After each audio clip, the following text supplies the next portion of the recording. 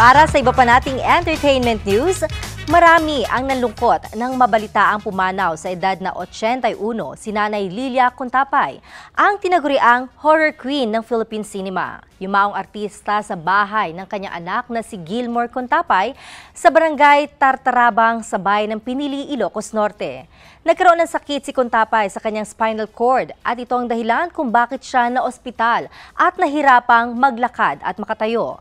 Magbalik tanaw tayo sa buhay ni Nanay Lilia.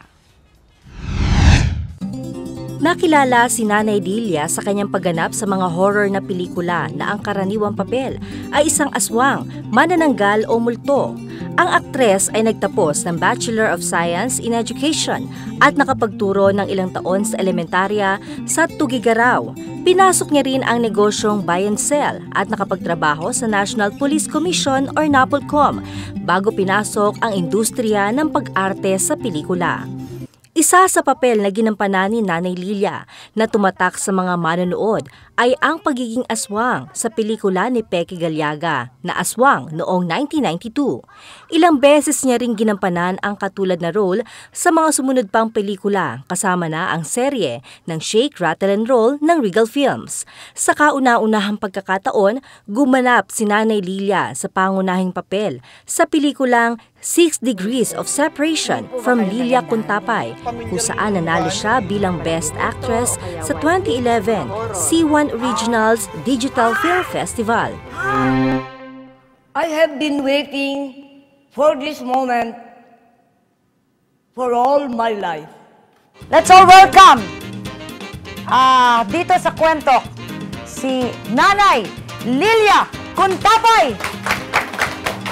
Nakasama rin natin minsan si Nanay Lilia dito sa Net25 sa segmentong Kwentok ng morning show na Pambansang Almusal.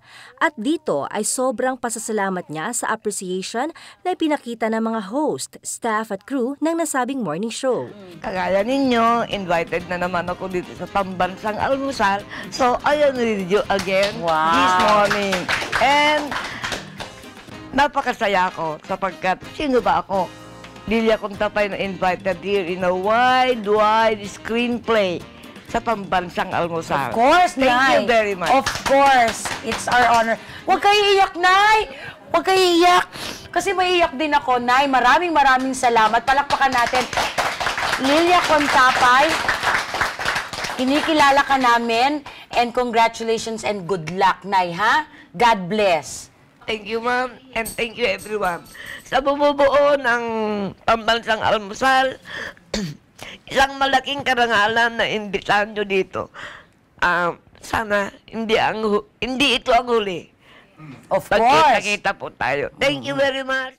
Nagluluksaman ang show business ay nakatatak na sa puso ng mga Pilipino ang mga nagawa niyang kontribusyon sa mundo ng pelikulang Pilipino.